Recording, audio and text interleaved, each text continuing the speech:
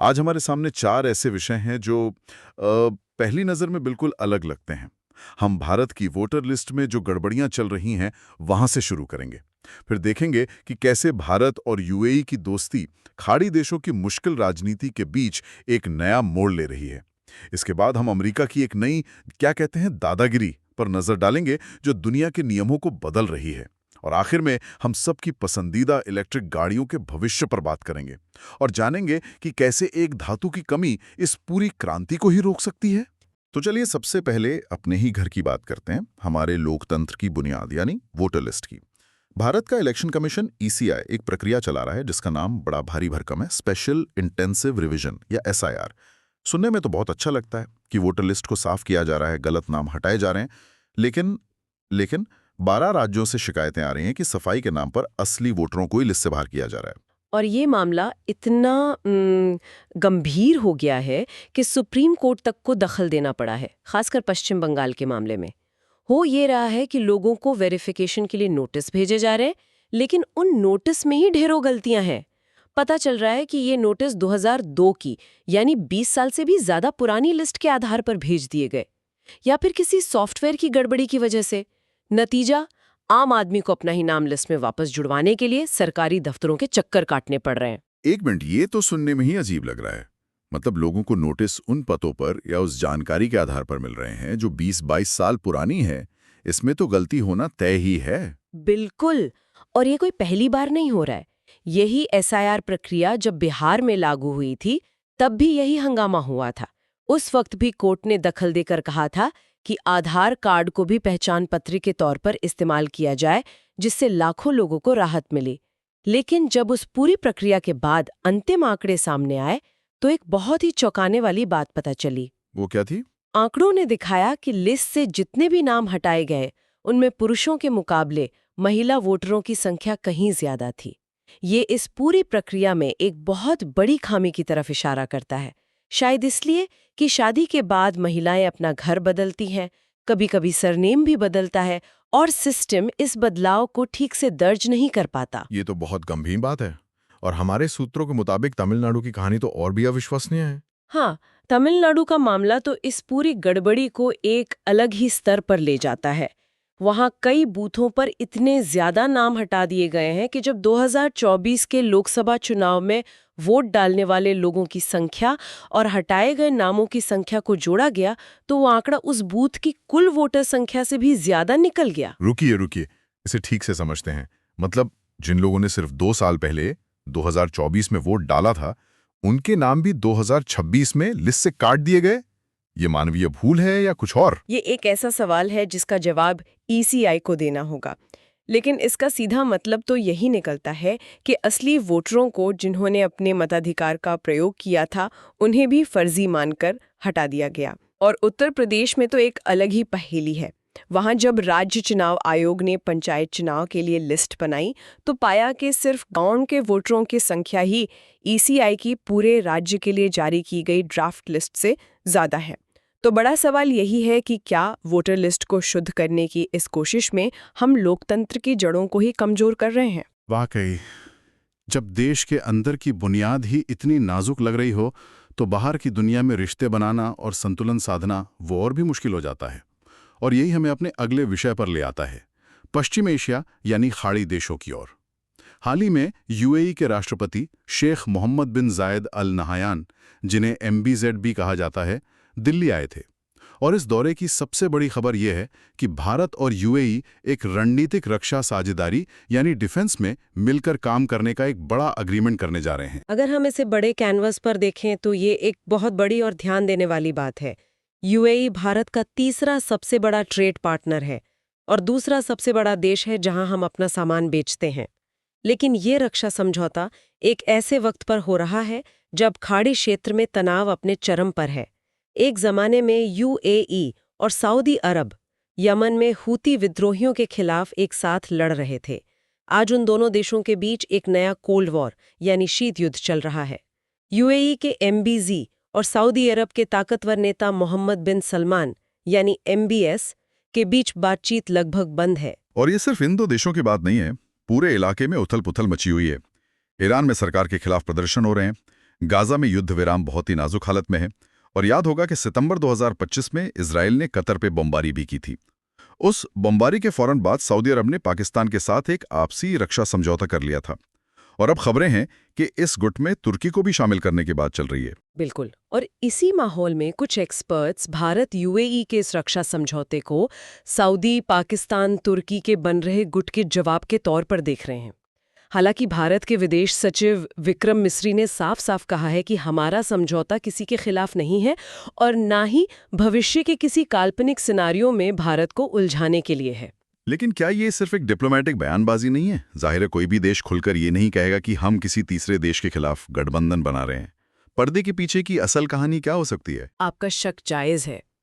Diplomacy में जो कहा जाता है उससे ज्यादा जरूरी वो होता है जो नहीं कहा जाता। सच तो यह है कि भारत के लिए ये एक बहुत ही मुश्किल कूटनीतिक संतुलन है। एक तरफ उसे यूएई जैसे दोस्त के साथ अपने रिश्ते मजबूत करने हैं, तो दूसरी तरफ सऊदी अरब और ईरान जैसे बड़े खिलाड़ियों को नाराज भी नहीं करना है। हमें ये नहीं भूलना चाहिए कि खाड़ी के इन देशों में लगभग 1 करोड़ भारतीय रहते हैं और हमारी ऊर्जा जरूरतों का एक बड़ा हिस्सा वहीं से पूरा होता है। तो भारत एक ऐसी रस्सी पर चल रहा है जहां एक भी गलत कदम बहुत भारी पड़ सकता है। तो भारत खाड़ी में एक बहुत ही मुश्किल कूटनीतिक संतुलन साधने की कोशिश कर रहा है और ये संतुलन तब और भी मुश्किल हो जाता है जब दुनिया का सबसे बड़ा पावर प्लेयर अमेरिका अपने ही नियम लिखने पर उतारू हो जाए। और यहीं से हम अपने अगले विषय पर आते हैं जिसे डोनोरो सिद्धांत कहा जा रहा है। ये बहुत दिलचस्प है। 200 साल से भी ज्यादा पुराना एक मनरो सिद्धांत था। आसान भाषा में इसका मतलब था कि अमेरिकी महाद्वीप में यानी अमेरिका के आसपास कोई भी बाहरी ताकत, खासकर यूरोप, दखलंदाजी नहीं करेगी। अमेरिका ने कहा था ये हमारा इलाका है, इससे दूर रहो।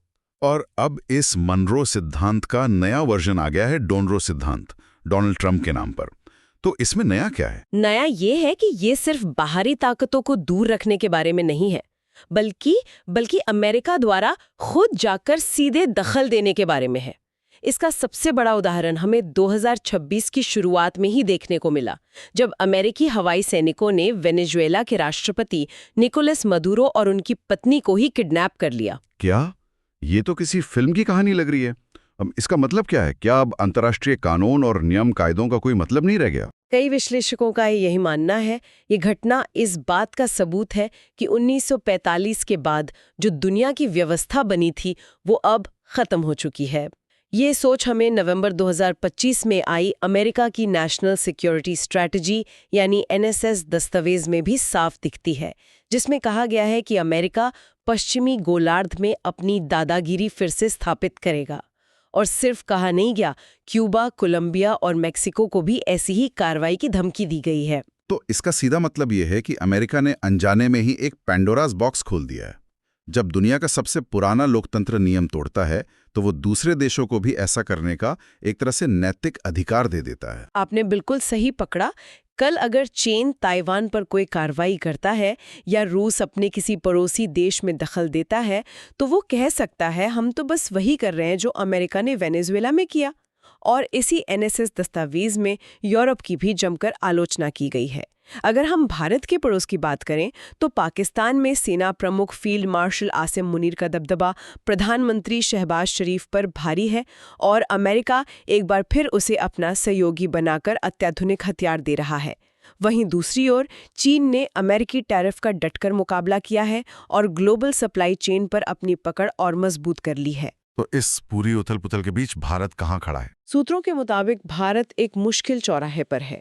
राष्ट्रपति ट्रंप इस बात से नाराज हैं कि भारत रूस से सस्ता तेल खरीद रहा है और वो इसकी लगातार आलोचना कर रहे हैं। इससे भारत अमेरिका के रिश्तों में एक ठंडापन आ गया है और जब अमेरिका से रिश्ते ठंडे पड़ते हैं तो उसका असर दूसरे देशों के साथ आपके रिश्तों पर भी पड़ता है। चीन के साथ 2025 में तियानजिन में बैठक तो हुई, लेकिन 2026 में भी संबंधों के सुधरने की उम्मीद बहुत कम है। तो एक तरफ जियोपॉलिटिक्स का ये शतरंज है जहां नियम तोड़े जा रहे हैं और नए गठबंधन बन रहे हैं, और दूसरी तरफ वो जमीनी हकीकत है जिस पर हमारी भविष्य की तकनीक टिकी है। हम सब इलेक्ट्रिक गाड़ियों की क्रांति की बात कर रहे हैं, लेकिन क्या हमने सोचा है कि इन गाड़ियों को चलाने के लिए जो तांबा चाहिए वो आएगा कहां से? और ये सवाल इस पूरी कहानी का सबसे अहम हिस्सा हो सकता है। इसे ऐसे समझिए, हम सब ने मिलकर एक बहुत बड़ी इलेक्ट्रिक दावत की तैयारी कर ली है। मेन्यू शानदार है, मेहमान आने वाले हैं, लेकिन हम ये देखना भूल गए कि रसोई में नमक है या नहीं, या तांबा वही नमक है। उसके बिना पूरी दावत फीकी रह जाएगी। हमारी पूरी ग्रीन एनर्जी की क्रांति एक धातु की कमी की वजह से रुक सकती है। आंकड़े तो यही बताते हैं। एक सामान्य पेट्रोल या डीजल कार के मुकाबले एक इलेक्ट्रिक कार में 4 से 5 गुना ज्यादा तांबा लगता है। बैटरी में, मोटर में, वायरिंग में और चार्जिंग स्टेशन बनाने में भी। 2015 में दुनिया में करीब 5.5 लाख इलेक्ट्रिक गाड़ियां बिकी थी। 2025 में आंकड़ा 2 करोड़ तक पहुंचने का अनुमान है। तो छाल है। और समस्या ये है कि तांबे की सप्लाई इस मांग के साथ कदम नहीं मिला पा रही है। ऐसा नहीं है कि जमीन के नीचे तांबा खत्म हो गया है, लेकिन एक नई खदान को ढूंढने, उसे विकसित करने और उससे उत्पादन शुरू करने में 10 से 15 साल का वक्त लग जाता है। तो इसका नतीजा क्या होगा? क्या इलेक्ट्रिक गाड़ियां और महंगी हो जाएंगी? बिल्कुल। अनुमान है कि 2026 तक ही हमें दुनिया भर में तांबे की कमी महसूस होने लगेगी और 2030 तक ये कमी 80 लाख टन तक पहुंच सकती है। आपको अंदाजा देने के लिए बता दूं, ये दुनिया की 10 सबसे बड़ी तांबे की खदानों के कुल सालाना उत्पादन के बराबर है। इस कमी से न सिर्फ ईवीज की कीमत बढ़ेगी, बल्कि दुनिया भर में प्रदूषण कम करने के जो लक्ष्य रखे गए हैं, वो भी पीछे छूट सकते हैं। और इस पूरे खेल में एक देश है जो सबसे आगे खड़ा दिख रहा है। चीन 2025 तक इलेक्ट्रिक गाड़ियों से जुड़ी तांबे की कुल वैश्विक खपत का लगभग 60% हिस्सा अकेले चीन का होगा। ये उसे एक जबरदस्त रणनीतिक बढ़त देता है। वो तांबे की कीमतों को प्रभावित कर सकता है, सप्लाई कॉन्ट्रैक्ट्स पर उसका दबदबा होगा और दुनिया के जिन हिस्सों में तांबे के बड़े भंडार हैं, वहां उसका प्रभाव बढ़ेगा। तो संदेश साफ है। ऊर्जा का ये परिवर्तन सिर्फ एक टेक्नोलॉजिकल बदलाव नहीं है, ये एक संसाधन गहन परिवर्तन है।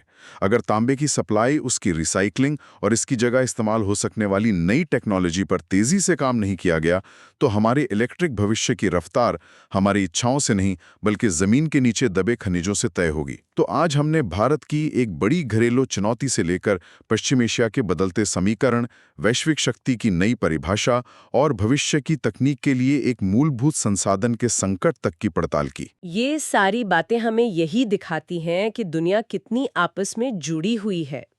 एक देश के वोटर का अधिकार, उसकी विदेश नीति की दिशा, दुनिया के मंच पर उसकी हैसियत और उसकी आर्थिक तरक्की, ये सब आखिरकार उन भौतिक संसाधनों पर भी निर्भर करता है जिन पर हमारी दुनिया चल रही है। सब कुछ एक दूसरे से जुड़ा है। और आज सोचने के लिए एक विचार यह है, जैसे जैसे दुनिया तांबे और लिथियम जैसे जरूरी खनिजों के लिए होड़ कर रही है, क्या हम भविष्य में संसाधन राष्ट्रवाद का एक नया दौर देखेंगे, जहां देशों के बीच दोस्ती और दुश्मनी इस बात से तय होगी कि किसके पास कौन से प्राकृतिक संसाधन हैं और किसे उनकी जरूरत है?